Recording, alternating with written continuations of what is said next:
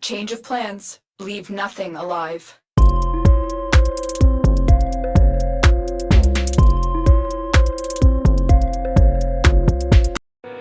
Hi guys, Ike here.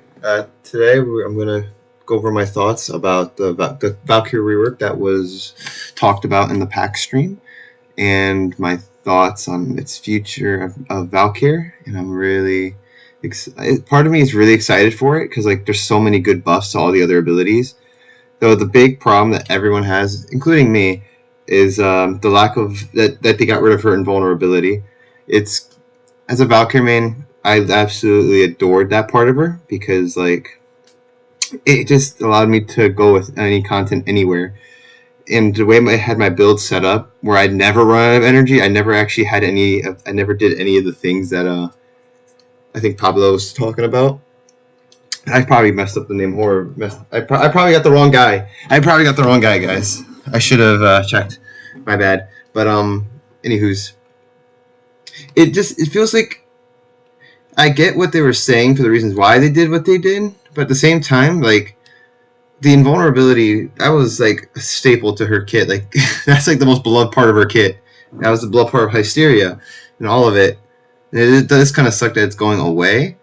I know in the dev stream there they mentioned like all the other ways she can survive and stuff, but as of right now, the shield gating is kind of. I mean, the health gating and health tanking is kind of crap, especially in the high levels that Valkyr was initially able to clear. Like let's say Deviri, for example, when you go into there and you're fighting all those, like level 1,000+ enemies, right? You're most any frame, no matter how many of those things you got, all those decrees, you just were cooked in most frames. Like you could not survive at all. Valkyr was one of the few frames I could because of that invincibility, and now it's pretty much taken away from her. Despite all the extra buffs, like all those buffs are awesome and I love them, but like it gets kind of overshadowed by the fact that the invincibility is gone. Because now, not only do I have to put all these extra mods into the build to make her function, to have the health and all that stuff that she needs, which mind you, her build space is like very hard to build her properly, because there's so many things you want to do to be able to make sure like she doesn't run out of energy and stuff like that, right? My build has like no room to put anything. I'd have to remove like the augment I put for her war cry. I might even need to remove the efficiency and then pray to God that the the energy reduction cost on her fourth is now better, because it's if it's not good enough, I'll have to run it still, and it just sucks. And I'll have to put like Umbral Vitality, Umbral Vitality, then Umbral Steel Fiber, and then I had to put an adaptation now. Like that's 3 mod spaces that were used to like enhance the effectiveness of her abilities, which, as you can see in the background play here, you see how like all my energy just doesn't really go down. And I have like the thing that the part or the debuff where I lose energy too, so I have like double the energy consumption, but it didn't matter. I know they buffed the damage massively on the claws, right? But like I won't say no to free extra damage, but like that wasn't an issue with Valkyr. Her damage is insane, actually. One of the most insane. Even before you were able to put arcanes on the weapon, her damage was absurd. Like I was out killing like mesas and all these other nuke frames. I can out damage a Saren with my Valkyr. That's how crazy her damage was, and outkill them. So it's kind of a shame that she now is gonna have to lower her effectiveness with those claws by removing power strength and stuff like that. So really, all it did was just balance itself out. Probably, I hope that the damage increases is more damage overall than having to now probably lose power strength too. Something I'll have to find out some things to get rid of my build here to make Valkyr now play better. But it also means that the other abilities aren't going to be as effective anymore either, because you wanted power strength for those, which I might need to remove. I'll have to look at my build and see what I can and cannot remove from this setup. It's just kind of rough overall. I'm not really happy with that part, because it makes building more complicated, and I kind of I didn't want to have to do that, and I have to reform everything and all that.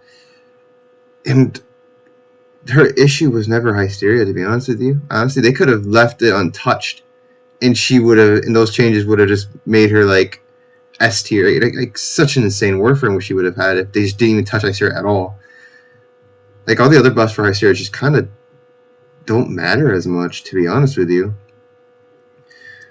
Like the passive for 1, 2, and 3, those getting updated, that would have been good enough, honestly, for most players. I don't know why they went. I don't fully understand why they went the route that they did to remove the invincibility. I guess we'll have to see how it plays. Hopefully, it's not that bad, but don't expect to be clearing your Deviri content with that unless something is done about health tanking, which I know they have on the radar. So I'm hoping. DE, if you're watching this, I got an idea for how you could possibly do this, and it's like something that would be super similar to shield gating, so it wouldn't be that hard to implement. So like for maybe like every 500, 600, 700 health that a Warframe has, the health bar splits off or cuts itself in half. So when an enemy's damaged that part of the health bar, they'll get like maybe 0.25 seconds of invincibility, taking no more damage before they can take more damage into the second health state or to the second part of your health. And the higher your armor is, the higher the invincibility period window. So I feel like something like that would drastically fix the issues that Valkyr has currently, to be honest with you. Something like that would make the invincibility probably not really as impactful anymore. You could probably, if they did that, so many health tanking frames would value from that, honestly. And I feel like if they tweak the numbers a bit and they test those out, I feel like they can come with a good compromise there with these specific numbers. I don't know. Let me know what you guys think in the comments about that, to be honest. That's my personal suggestion. Like, after looking at other things like Tactical Potatoes video and like thinking on myself, thinking about that, trying to work upon it, I think that's probably one of the best ways they could do it and the easiest ways they could probably do it, to be honest with you, about like overhauling all the damage like enemies do and stuff like that. And it also doesn't really break other warframes as much. So like, let's say like shield gating frames, right?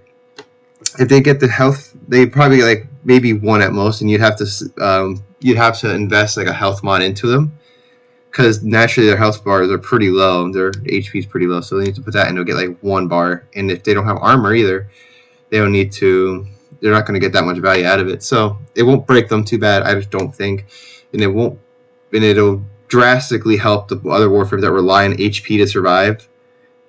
And they can even do a thing too with it where like that's health bar that you just went down, you won't be able to like health gate it again until you've recovered that section of the health. So like, if say you had 1,000 HP and then it was like off of every 500, you'd have to take 3, or no, like maybe 3, or 1 or 2 bars. So 2 bars, right?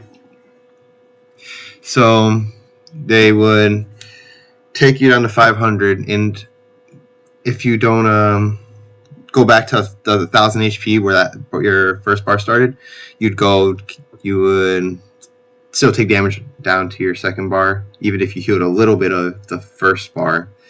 So something like that can also be a useful tool to balance it, so it's not completely overpowered. But I don't know. Oh, I like the changes, most of them. Don't like the invincibility nerf. I think a lot of us agree with that. Though, luckily it's not too bad for like players who aren't trying to go super high level. Like Steel Path, you're probably fine. You can get Steel Path though, no problem. The issue just comes with anything above that. Anything above Steel Path, like any of the end game modes, stuff like that, it becomes kind of crappy, and you just find yourself getting frustrated with it. And I feel like if they keep it the way it is without giving something to health gating, Valkyr might see a big decline in players just because of this one change, which is so tragic. But yeah, I think that's about it for this video. I just wanted to rant about this a little bit, talk about how I feel about that invincibility removal. And so yeah, if you like the video here, like and subscribe for more. I'll be posting more more Warframe content about talking about these kind of things, and I'm also going to be doing some live streams as well. So if you want to check those out too, that'd be great. So with that being said, I hope all of you have a great day, and Ike out. Bye.